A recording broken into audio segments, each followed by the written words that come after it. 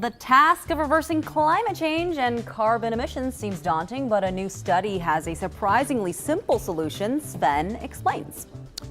Yeah, a recent study published last week out of the Swiss Federal Institute of Technology in Zurich proposed a bold but simple solution to offset carbon dioxide emissions: plant trees. Lots of them.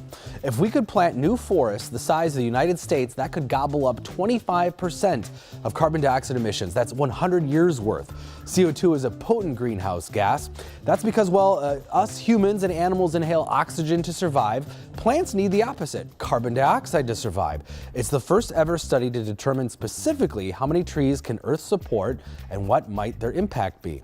It is a race against time, however, like climate change itself. The warmer the planet gets, the less suitable area there is for growing trees. Of course, we have to stop deforestation, and politics also comes into play too. And of course, one of the places of the world, the Amazon rainforest, we call the lungs of the planet.